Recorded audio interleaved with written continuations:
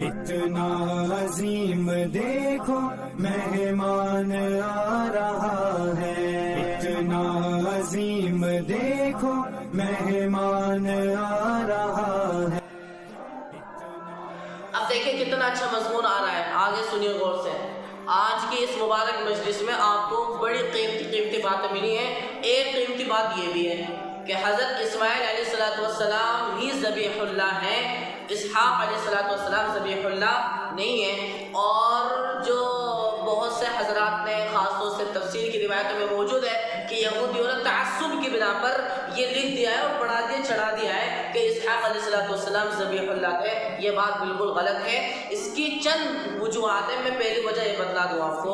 آپ نے جہاں قرآن مجید میں اسماعیل علیہ السلام کی بشارت کا تذکرہ سنا ہوگا، وہاں پر ایک لفظ موجود ہے، ان کی صفت موجود ہے، فَبَشَّرْنَاهُ بِغُلَامٍ حَلِيمٍ، کہ ہم ایسے نوجوان لڑکے کی خوشخبری سنا رہے ہیں آپ کو، حلیم جو متحمل ہے، جو برداشت کرنے کی طاقت اور قوت رکھتا ہے۔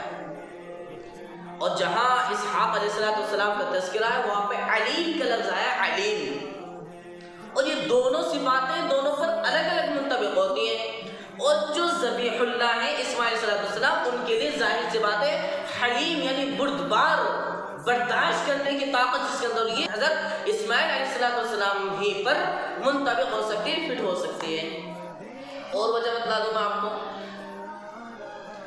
سورہ والصافات میں، جو سورہ یاسین کے بعد فوراً سورج شروع ہو رہی ہے، سورہ صافات، اس میں اولاً حضرت اسماعیل علیہ السلام کے لیے بشارت، پھر آپ کی قربانی کا تذکرہ ہے۔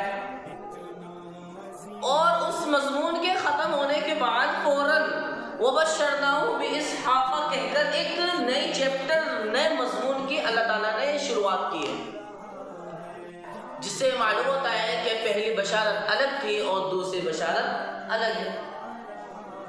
ایک اور وجہ بتا دوں میں آپ کو، ذبح یعنی قربانی کا واقعہ وہ مکہ المکرمہ یعنی مکہ معظمہ میں پیش آیا ہے، اور مکہ المکرمہ میں یعنی مکہ معظمہ میں جو اس وقت موجود تھے وہ حضرت اسماعیل علیہ السلام تھے، اسحاق علیہ السلام نہیں تھے۔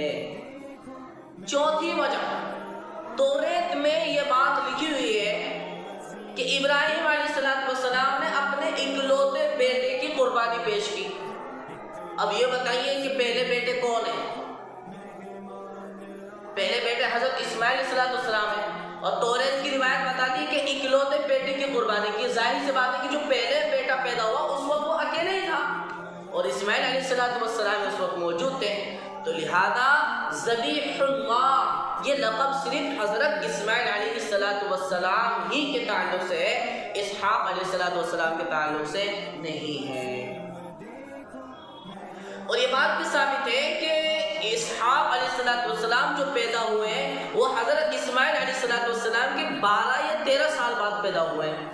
تو جو پہلے پیدا ہوئے اس وقت وہ اکلوتے ہی بیٹے تھے، اور جو توریت کی روایت میں بتا رہی ہے کہ انہوں نے ابراہیم علیہ السلام نے اپنے اکلوتے بیٹے کی قربانی کی، تو جو اس وقت اکیلے بیٹے موجود تھے وہ حضرت، بولو اپنی پیاری زبان سے، حضرت اسماعیل علیہ السلام تھے۔